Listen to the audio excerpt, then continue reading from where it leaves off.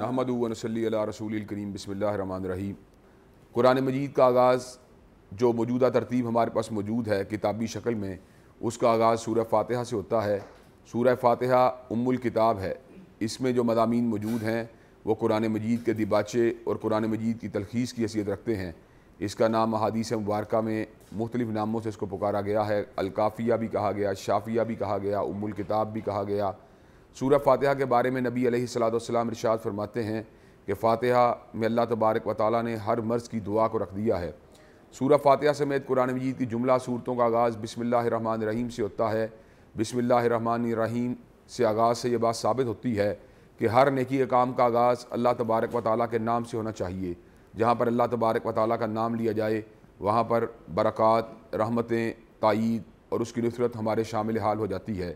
سورہ فاتحہ بنیادی طور پر 2 حصوں میں، اور اگر زیادہ باریکی سے جائزہ لیں تو اس کو 3 حصوں میں تقسیم کیا جا سکتا ہے۔ پہلے حصے میں اللہ تبارک و تعالیٰ کی تعریف کی گئی اور یہ بات کہی گئی الحمدللہ رب العالمین۔ جملہ تعریفیں اللہ تبارک و تعالیٰ کے لیے ہیں جو پروردگار ہے جہانوں کا، الرحمن الرحیم جو بہت مہربان اور نہایت رحم فرمانے والا ہے، مالک یوم الدین اور مالک ہے یوم جزا کا۔ اس کے بعد دوسرا حصہ ہے جس میں یہ بات کہی گئی ایاک نعبد و ایاک نستعین، اللہ ہم تیری ہی عبادت کرنے والے ہیں اور تجھ ہی سے مدد مانگنے والے ہیں۔ اس کے بعد کس چیز کو طلب کیا گیا؟ انسان کے پاس اللہ تبارک و تعالیٰ کی عطا کردہ بہت سی نعمتیں موجود ہیں، جن نعمتوں میں عقل بھی شامل ہے، مال بھی شامل ہے، صحت بھی شامل ہے، عافیت بھی شامل ہے، لیکن حقیقی بات یہ ہے کوئی نعمت بھی نعمت ہدایت کا مقابلہ نہیں کر سکتی۔ اگر انسان ہدایت سے محروم ہو تو مال بھی بیمانی ہے، عہدہ بھی بیمانی ہے، جاگیر بھی بیمانی ہے، حسب و نسب بھی بیمانی ہے۔ فرعون کے پاس سرداری تو تھی لیکن ہدایت نہ تھی، قارون کے پاس مال تو تھا لیکن ہدایت نہ تھی، ابو لہب کے پاس قبیلہ کنبہ تو تھا لیکن ہدایت نہ تھی، شداد کے پاس جاگیر تو تھی لیکن ہدایت نہ تھی، اسی طرح حامان منصب دار تھا لیکن ہدایت سے محروم تھا۔ چنانچہ یہ تمام کے تمام لوگ ناکام اور نامراد ٹھہرے۔ چنانچہ اللہ سے جو دعا مانگی ہے وہ یہ ہے اہدنا الصراط المستقیم، اللہ تبارک و تعالی ہمیں دکھا سیدھا راستہ، جس راستے کا ایک پازیٹیو جو ہے کریکٹرسٹک یہ ہے، یہ ان لوگوں کا راستہ ہے صراط الذین انعمت علیہم، جن پہ اللہ تبارک و تعالی نے انعام کیا۔ انعام یافتہ گروہوں کو فردر 5ویں پارے میں اللہ تبارک و تعالی جو ہے الیبوریٹ کرتے ہیں، اولئک الذین انعم اللہ علیہم من النبیین والصدیقین والشہداء والصالحین۔ یہ لوگ جن پہ اللہ کا انعام ہوا، یہ لوگ یا انبیاء ہیں یا صدیقین ہیں یا شہداء ہیں اور صلحاء ہیں، اور جو اللہ رسول کی اطاعت کرے گا وہ انہی لوگوں کے ساتھ ہوگا۔ اور صراط مستقیم کا ایک نیگیٹو جو ہے ایٹریبیوٹ یہ ہے، یہ ان لوگوں کا راستہ نہیں جن پہ اللہ کا غضب ہوا، یا ان لوگوں کا راستہ بھی نہیں جو گمراہ ہوئے۔ اگرچہ مغضوب علیہم سے مراد یہودی اور والضالین سے مراد نصارہ ہیں، لیکن اگر اس کو ہم عموم میں لیں تو تمام وہ لوگ جنہوں نے اللہ تبارک و تعالیٰ کی نافرمانی کے ذریعے اس کے غضب کو دعوت دی، اور اسی طرح وہ لوگ جو بھٹک گئے راہ ہدایت سے، وہ تمام لوگ اس میں شامل ہیں۔ سورہ فاتحہ کے بعد قرآن مجید کی جو پہلی صورت ہے سورہ بقرہ ہے، اور یہ اپنی طوالت کے اعتبار سے، اپنے حجم کے اعتبار سے قرآن مجید کی سب سے بڑی صورت ہے۔ اس صورت میں بھی اللہ تبارک و تعالیٰ نے بہت ہی خوبصورت مضامین کو نہایت ہی احسن انداز میں اور دل نشین انداز میں اپنے بندوں کے لیے بیان فرمایا۔ سورہ بقرہ سمیت قرآن مجید کی مختلف صورتوں کا آغاز حروف مقطعات سے ہوتا ہے، الف لام میم، الف لام را، یاسین۔ صحیح معنوں میں ان کی تعویل کا علم اللہ تبارک و تعالیٰ ہی کے پاس ہے۔ اللہ تبارک و تعالیٰ نے اس کے بعد اس بات کا ذکر کیا ذالک الکتاب لا ریب فیہ ھدی للمتقین، اس کتاب کے اللہ تبارک و تعالیٰ کی طرف سے ہونے میں کوئی شک نہیں، اور یہ ہدایت ہے اہل تقویٰ کے لیے، جن کے کریکٹرسٹک یہ ہیں الذین یؤمنون بالغیب ویقیمون الصلاۃ ومما رزقناہم ینفقون، کہ جو غیب کے اوپر ایمان رکھتے ہیں، نمازوں کو ادا کرتے ہیں، زکوٰۃ کو دیتے ہیں، اسی طرح ان کا ایمان اور ایقان یوم جزا پہ ہوتا ہے۔ یہ لوگ کامیاب اور کامران ہیں، اولئک علی ھدی من ربہم واولئک ھم المفلحون، یہ ہدایت پانے والے بھی ہیں اور فلاح پانے والے بھی ہیں۔ جس طرح اللہ تبارک و تعالیٰ نے کامیاب گروہ یعنی اہل ایمان کے گروہ کا ذکر کیا، اس کے بعد اللہ تبارک و تعالیٰ نے 2 ناکام اور نامراد گروہوں کا ذکر بھی کیا، جو نعمت ہدایت سے محروم ہونے کی وجہ سے اللہ تبارک و تعالیٰ نے ان کو ناکام اور نامراد کر دیا۔ یہ گروہ 2 ہیں، ایک اعلانیہ طور پر اسلام کا انکار کرنے والے، اللہ کی وحی کا انکار کرنے والے، رسول اللہ کا انکار کرنے والے، یہ لوگ کفار ہیں، اور دوسرے وہ لوگ جو اپنی زبان سے تو اعلان کرتے ہیں کہ ہم مومن ہیں، مسلمان ہیں، اہل تقویٰ کے ساتھ ہیں، اہل ایمان کے ساتھ ہیں، لیکن حقیقی بات یہ ہے کہ ان کے دل کے اندر یہ بات نہیں ہے۔ من الناس من یقول آمنا باللہ وبالیوم الآخر وما ہم بمؤمنین، اللہ نے ان کی کیفیت کو یوں بیان کیا، بہت سے لوگ ایسے ہیں جو یہ بات کہتے ہیں ہم اللہ پہ ایمان لائے، اور یوم حساب پہ ایمان لائے۔ حقیقت یہ ہے کہ ان کا ایمان اللہ اور یوم حساب کے اوپر نہیں ہے، یہ اسلام سے برگشتہ ہیں، اسلام کا انکار کرنے والے ہیں۔ اسلام کی طاقت کو دیکھ کر، اس کے اثر و نفوذ کو دیکھ کر، اس کی بالادستی کو دیکھ کر، اس کی رفعت اور عروج کو دیکھ کر اہل ایمان اور اسلام کے ساتھ یکجہتی کا اظہار کرتے ہیں، مگر حقیقی بات یہ ہے ان کے دلوں کے اندر اسلام کے بارے میں بغض اور کدورت اور کینہ ہے۔ اس کے بعد اللہ تبارک و تعالیٰ نے اس بات کا بھی ذکر کیا کہ یہ جو کتاب ہے یقیناً اللہ تبارک و تعالیٰ کی طرف سے ہے، اور اگر کسی کو اس کے اللہ تبارک و تعالیٰ کی طرف سے ہونے میں شک ہو، وَإِن كُنتُمْ فِي رَيْبٍ مِّمَّا نَزَّلْنَا عَلَىٰ عَبْدِنَا فَأْتُوا بِسُورَةٍ مِّن مِّثْلِهِ، اگر تمہیں شک ہے اس کتاب میں کہ یہ اللہ تبارک و تعالیٰ کی طرف سے نہیں جس کو ہم نے اپنے بندے پہ اتارا ہے، فَأْتُوا بِسُورَةٍ مِّن مِّثْلِهِ، تو تم اس کی ایک صورت جیسی کوئی صورت کو لے کے آؤ۔ اللہ تبارک و تعالیٰ اس بات کو کیٹاگوریکلی جو ہے اس کو جو ہے انڈورس کرتے ہیں اور اس کا اعلان اناؤنس کرتے ہیں اس بات کو، وَإِن كُنتُمْ فِي رَيْبٍ مِّمَّا نَزَّلْنَا عَلَىٰ عَبْدِنَا فَأْتُوا بِسُورَةٍ مِّن مِّثْلِهِ وَادْعُوا شُهَدَاءَكُم مِّن دُونِ اللَّهِ إِن كُنتُمْ صَادِقِينَ، اور جتنے تمہارے مددگار ہیں اللہ کے سوا سب کو لے آؤ۔ فَإِن لَّمْ تَفْعَلُوا وَلَن تَفْعَلُوا فَاتَّقُوا النَّارَ الَّتِي وَقُودُهَا النَّاسُ وَالْحِجَارَةُ، اور اگر تم ایسا نہیں کر سکتے اور ہرگز ایسا نہیں کر سکتے تو اس آگ سے ڈر جاؤ جس کا ایندھن انسان اور پتھر ہیں۔ اس صورت میں اللہ تبارک و تعالیٰ نے اس بات کا بھی ذکر کیا، هُوَ الَّذِي خَلَقَ لَكُم مَّا فِي الْأَرْضِ جَمِيعًا، اللہ تبارک و تعالیٰ وہ ہیں جنہوں نے تمہارے لیے زمین میں جو کچھ بھی موجود ہے اس کو بنایا ہے۔ اللہ تبارک و تعالیٰ نے زمین کے اوپر انسان کو آباد کیا، اس کی نسلوں کو آباد کیا، اس کے قبیلے کنبے کو آباد کیا، لیکن کئی مرتبہ یہ سوال بھی زیر بحث آ جاتا ہے کہ انسان کا اس زمین کے اوپر کیسے آمد ہوئی اور کیوں کر آمد ہوئی، اور وہ کون سے سرکمسٹانسز تھے جن کے نتیجے میں انسان اس زمین کے اوپر آ کے آباد ہوا۔ تو اس ہسٹوریکل اور فنڈامنٹل سوال کا جواب اللہ تبارک و تعالیٰ نے اس صورت میں بہت ہی آسان انداز میں دیا۔ زمین کے اوپر انسانوں کی آباد کاری سے قبل یہاں پر جنات آباد تھے، انہوں نے یورش کی، انہوں نے اسے قتل و غارت کیا، ان کی سرکوبی کے لیے اللہ تبارک و تعالیٰ نے فرشتوں کی ایک جماعت کو بھیجا جس میں ابلیس بھی شامل تھا۔ انہوں نے جس وقت اس فساد کا کلا کما کیا، واپس گئے تو فرشتے تو اللہ کے تابع دار تھے، لیکن ابلیس جو تھا، جن تھا، اس کے اندر ایک سرکشی کی اور گھمنڈ کی کیفیت پیدا ہو گئی۔ اللہ تبارک و تعالیٰ اس کے گھمنڈ کی کیفیت سے آگاہ تھے۔ اللہ تبارک و تعالیٰ اس بات کا فیصلہ بھی فرما چکے تھے کہ جنات کے بعد اللہ تبارک و تعالیٰ زمین کے اوپر ایک اور مخلوق کو پیدا فرمائیں گے۔ اللہ تبارک و تعالیٰ اپنے فرشتوں کے سامنے اس بات کو رکھا، انی جاعل فی الارض خلیفہ، میں زمین کے اوپر ایک خلیفہ بنانے والا ہوں۔ فرشتوں نے یہ بات کہی، اتجعل فیہا من یفسد فیہا یسفک الدماء، کہ اللہ تبارک و تعالیٰ تو اس زمین کے اوپر ایک ایسی مخلوق کو پیدا کرے گا جو اس میں فساد کرے گی، خون کو بہائے گی، اور ہمارا عالم یہ ہے کہ ہم تیری تسبیح بھی کرتے ہیں، تیری تقدیس بھی کرتے ہیں۔ تو اللہ تبارک و تعالیٰ نے ان کو یہ بات کہی، انی اعلم ما لا تعلمون، میں وہ جانتا ہوں جو تم نہیں جانتے۔ اللہ تبارک و تعالیٰ نے اس کے بعد حضرت آدم علیہ السلام کو تخلیق کیا، وعلم آدم الاسماء کلھا، اور ان کو ہر چیز کے علم سے آگاہ کر دیا۔ گرد و پیش میں جتنی اشیاء موجود تھیں ان کے ناموں سے حضرت آدم علیہ السلام کو آگاہ کر دیا گیا۔ جب ان کے ناموں سے آگاہ کر کے صفت علم سے سیدنا آدم علیہ السلام کو متصف کر دیا گیا تو اللہ تبارک و تعالیٰ نے اشیاء کے ناموں کو فرشتوں کے سامنے رکھا اور یہ بات کہی، انبئونی باسماء ہؤلاء ان کنتم صادقین، ان اشیاء کے ناموں سے آگاہ کرو اگر تم سچے ہو۔ تو فرشتے یہ بات کہنے لگے، سبحانک لا علم لنا الا ما علمتنا انک انت العلیم الحکیم،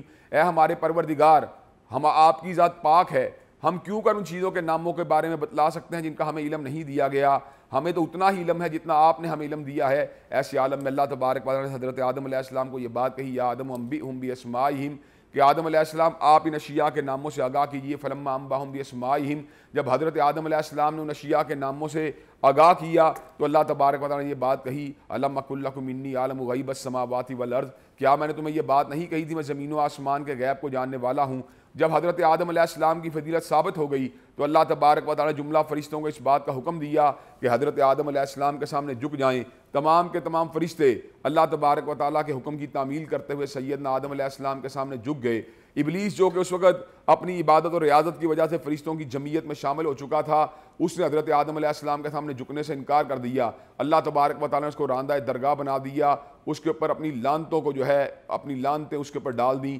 ایسے عالم میں ابلیس نے یہ بات کہی، اللہ تبارک و تعالیٰ چونکہ اس آدم کی وجہ سے مجھے گمراہ کیا گیا ہے، میں گمراہ ہو چکا ہوں اس آدم کی وجہ سے، تو میں اس کی پوری نسل کو بھی بھٹکاؤں گا، راہ ہدایت سے دور کروں گا۔ اللہ تبارک و تعالیٰ نے کہا، جا تو اور تیرے پیروکار سب کے سب جہنم میں جائیں گے، لیکن جہاں تک تعلق ہے میرے مخلص بندوں کا، انا عبادی لیس لک علیہم سلطان، میرے مخلص بندوں کے پر تیرا زور نہیں چل سکتا۔ اس کے بعد اللہ تبارک و تعالیٰ نے حضرت آدم علیہ السلام اور جناب حوا کو جنت کے اندر مقیم کر دیا اور ان کو یہ بات کہی آپ جو جی چاہیں کھائیں جو جی چاہیں پئیں، مگر آپ نے شجر ممنوعہ کے قریب نہیں جانا۔ اگر آپ اس کے قریب گئے فتکون من الظالمین، تو اپنی جانوں پہ زیادتیاں کرنے والوں میں شامل ہو جائیں گے۔ ابلیس ان کے پاس آتا ہے، ان کو بھٹکانے کی کوشش کرتا ہے، وسوسہ دیتا ہے اور یہ بات کہتا ہے آپ کو شجر ممنوعہ کے دانے سے اس لیے روکا گیا ہے کہیں آپ فرشتے نہ بن جائیں یا آپ کو ہمیشہ کی زندگی حاصل نہ ہو جائے۔ تو ایسے عالم میں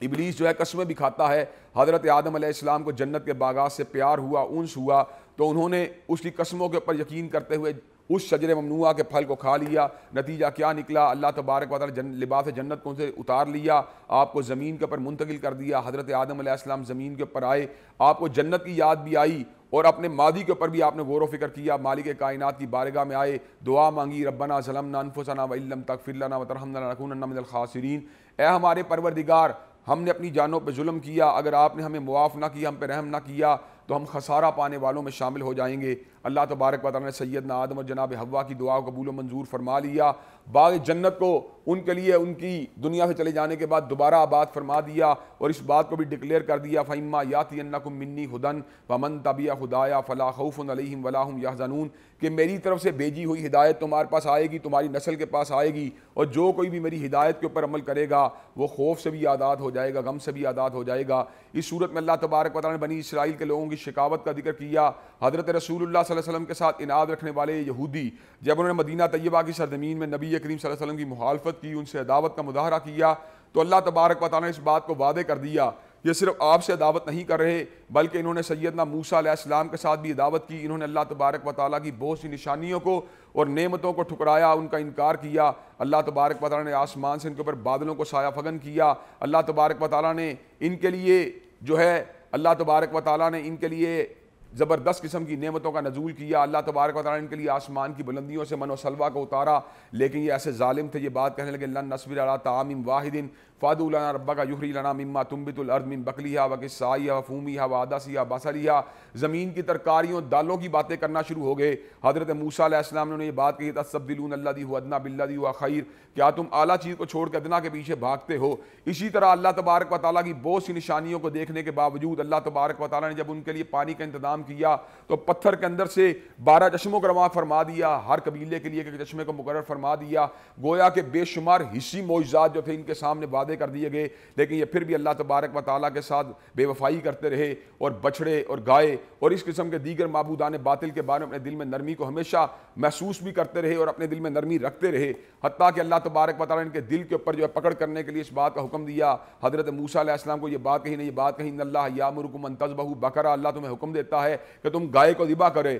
گائے کو ذبح کرو۔ تو جواب میں عجیب بات کہنے لگا تتخذونہ ہزوا، کیا تو ہمارے ساتھ مذاق کرنا چاہتا ہے؟ حضرت موسیٰ علیہ السلام ان کے جواب کو سن کے بڑا حیران ہوئے اور یہ بات کہنے لگے اعوذ باللہ ان نکون من الجاہلین، کیا اللہ تبارک و تعالیٰ کا نام لے کے بھی کوئی مذاق کر سکتا ہے؟ یہ تو نادانوں والی بات ہوگی، یہ تو کم علموں والی بات ہوگی۔ حضرت موسیٰ علیہ السلام انہیں نشانیاں بتلاتے رہے کہ گائے کو ایسا ہونا چاہیے، ایسا ہونا چاہیے، اس کا رنگ اس طرح کا ہونا چاہیے، اس کی عمر اس طرح کی ہونی چاہیے، اس کے کام اس طرح کے ہونے چاہیے۔ فذبحوها وما كادوا يفعلون، اور وہ مجبوراً اس کو ذبح کرنے کے اوپر مادہ تیار ہوئے، حالانکہ وہ ذبح کرنے کے لیے تیار نہیں تھے۔ انہوں نے اللہ تبارک و تعالیٰ کی نافرمانی کی، ہفتے کے دن مچھلیوں کا شکار کرنے سے روکا گیا، لیکن یہ ظالم اللہ تبارک و تعالیٰ کے فرامین کو بھی ٹیمپر کرتے رہے، ہفتے کے دن جال لگا لیتے، اتوار کے مچھلیوں کو باہر نکال لیتے، گویا کہ اللہ تبارک و تعالیٰ کو دھوکہ دینے کی کوشش کرتے رہے۔ اللہ تبارک و تعالیٰ نے اس بات کا بھی ذکر کیا فویل للذین یکتبون الکتاب بایدیہم ثم یقولون ھذا من عند اللہ، اپنے ہاتھوں سے کتاب کو لکھ لیتے تھے اور یہ بات کہتے تھے اللہ تبارک و تعالیٰ نے اس کو اتارا ہے، اللہ تبارک و تعالیٰ کی طرف سے ہے۔ اللہ تبارک و تعالیٰ اس بات کا ذکر کرتے ہیں فویل لہم مما کتبت ایدیہم وویل لہم مما یکسبون، تباہی ان ہاتھوں کے لیے جنہوں نے غلط تحریروں کو لکھا ہے اور تباہی اس کمائی کے اوپر جو اس کے عوض کمائی گئی ہے۔ اس صورت میں اللہ تبارک و تعالیٰ نے یہود کے اور بھی بہت سے کالے کرتوتوں کو بیان کیا اور اس بات کا ذکر کیا کہ یہ اللہ تبارک و تعالیٰ کی طرف سے قائم کردہ جہنم کے بارے میں کھلے عام یہ بات کہتے ہیں لن تمسنا النار الا ایاما معدودہ، کہ ہمیں آگ نہیں چھوئے گی مگر ایک مدت محدود کے لیے۔ اللہ تبارک و تعالیٰ جو تھے اس کے بارے میں اس کے فیصلے کو خود اپنے ہاتھوں میں لینے کی کوشش کرتے تھے۔ اسی طرح ان کی دعوت حضرت جبریل کے ساتھ بھی تھی اور جبریل علیہ السلام کے ساتھ دعوت کی بنیادی وجہ یہ تھی کہ وہ وحی کو حضرت رسول اللہ صلی اللہ علیہ وسلم کے سینے کے اوپر لے کے آئے تھے۔ اللہ تبارک و تعالیٰ نے اس بات کا ذکر فرما دیا کل من کان عدوا لجبریل فإنہ نزلہ علی قلبک بإذن اللہ مصدقا لما بین یدیہ وہدی وبشریٰ للمؤمنین، جو حضرت جبریل کا دشمن ہے تو اپنی مرضی سے اس وحی کو لے کے نہیں آئے، وہ تو اللہ تبارک و تعالیٰ کے حکم کے اوپر اس وحی کو لے کے آئے ہیں اس وحی کو لے کے آئے ہیں جو ہدایت بھی اور بشارت بھی ہے اہل ایمان کے لیے۔ پھر اللہ نے اس امر کا بھی اعلان فرما دیا، من کان عدوا للہ وملائکتہ ورسلہ وجبریل فإن اللہ عدو للکافرین، جو اللہ کا دشمن ہے، جبریل امین کا دشمن ہے، میکائیل کا دشمن ہے، تو اللہ تبارک و تعالیٰ جو ہے پھر وہ ان کافروں کا دشمن ہے۔ اس صورت میں اللہ تبارک و تعالیٰ نے اس بات کا بھی ذکر کیا کہ یہ یہود جو تھے یہ جادوگری کے دھندوں کے اندر بھی ملوث تھے، اور ان لوگوں نے ان شیاطین کی پیروی کی تھی جو لوگوں کو جادو سکھلایا کرتے تھے، اور حضرت سلیمان علیہ السلام کو یہ جھوٹی تہمت لگاتے تھے جادو کی۔ حضرت سلیمان علیہ السلام کی ذات اس سے مطلقاً طور پہ بری تھی۔ اللہ تبارک و تعالیٰ نے صورت میں اس بات کا بھی ذکر کیا ہے جب انسان اللہ تبارک و تعالیٰ کے اوامر و نواہی سے انکار کرتا ہے، حجتیں کرتا ہے، تو اس کا دل جو ہے پھر سخت ہو جاتا ہے۔ ثم قست قلوبکم من بعد ذلک فہی کالحجارہ، گو اللہ نے یہ بات یہود کو کہی ہے لیکن اس کا اطلاق عموم پہ بھی ہو سکتا ہے۔ ثم قست قلوبکم من بعد ذلک فہی کالحجارہ، پھر جب تمہارے دل سخت ہوئے تو پتھروں کی مانند ہو گئے، او اشد قسوہ، یا اس سے بھی زیادہ شدید سخت ہو گئے۔ ان من الحجارۃ لما یتفجر منہ الانہار، اور پتھروں میں سے بعض ایسے ہیں جن میں سے نہریں پھوٹ پڑتی ہیں، وان منھا لما یشقق ویخرج منہ الماء، اور ان میں سے کئی ایسے ہیں جو پھٹتے ہیں تو ان میں پانی رواں ہو جاتا ہے، اور کئی ایسے ہیں وان منھا لما یہبط من خشیۃ اللہ، وہ بلندی سے خوف خدا کی زمین کے اوپر گر جاتے ہیں۔